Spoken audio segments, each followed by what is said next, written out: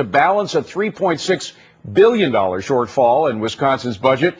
Now, he launched a bill on Friday to end collective bargaining for almost all public employees. The reaction has been swift. Madison Public Schools were closed today because 40% of the teachers called in sick. And right now, joining us from Madison is Republican State Senator Glenn Grotham, and from Washington, D.C., Katie Gage is Executive Director of the Workforce Fairness Institute. So, Senator Grotham, first to you, if we can. Is there a state law? I know in New York we have a state law against strikes and wildcat actions by public sector employees. If you have a similar law like that in Wisconsin, is anybody going to be arrested for what happened today? Well, I don't think so. I think they will allow this to go on. It just makes things a little bit more difficult for us here in Madison. But obviously a lot of public employees don't understand what the private sector has gone through, and a lot of teachers here in Madison don't understand all the unemployed people out there have to pay less taxes so we can afford less fringe benefits for our government employees. Where do the sympathies of the voters lie right now?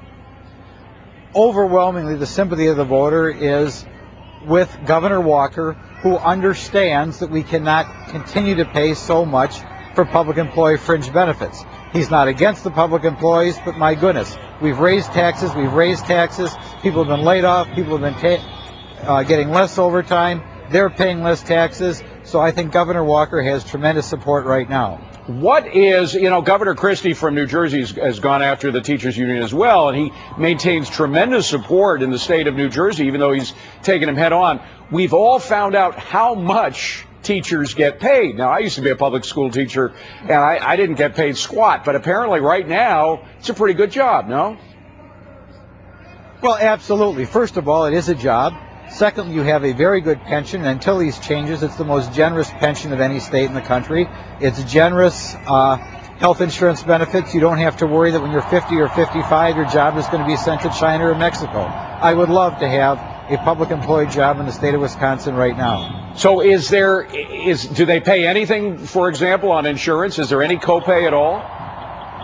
There are co-pays, but Governor Walker is going to expect those co-pays to go up to 12% of the cost of insurance. 12%. Okay, and what about the collective bargaining issue? Because a lot of people would strike them as kind of not so kosher, disallowing public sector unions from organizing collectively.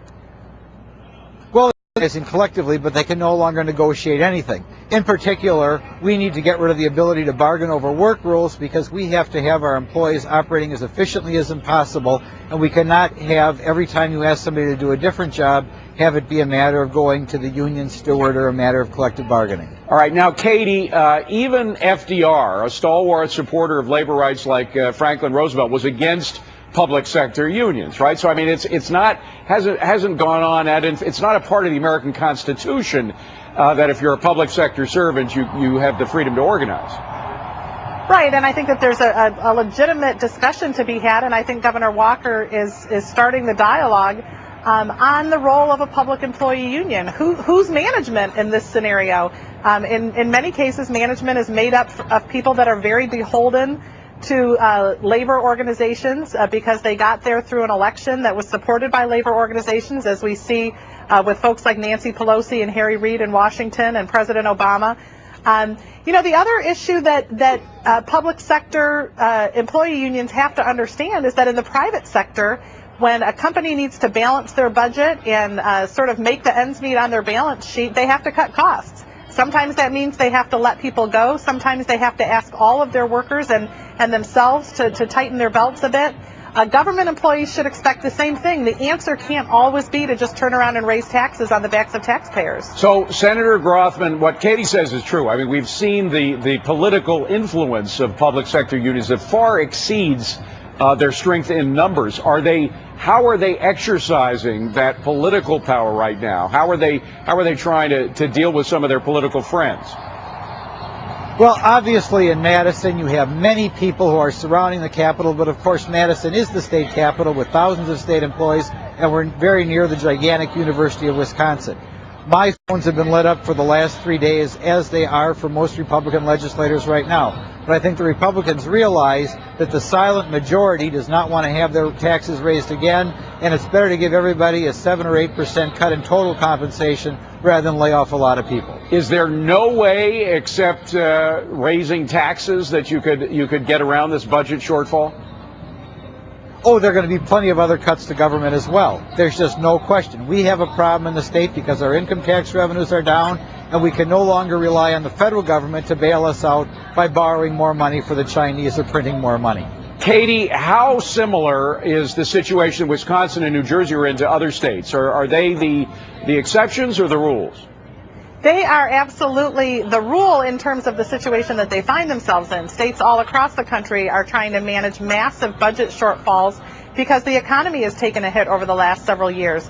Where I think Governor Walker is an exception is he has decided that there's nobody that's going to be held harmless, that everybody's going to have to pull their weight together, and there's not going to be any sacred cow that can't be touched. And I think that's going to open the dialogue all across the country for governors to say, look, you know, you can bring the teachers out. They've traditionally been the most sympathetic workers, and you know, teachers do a great job, and we value them greatly. Yeah. You know, I'm not sure that sending the message that calling in sick when you're not sick is the right solution to the problem. All right, we're but it's run out of certainly time. opening a dialogue. Senator Grothman, I just have to ask you one more question. We had invited on a member of the Wisconsin Education Association, the teachers union.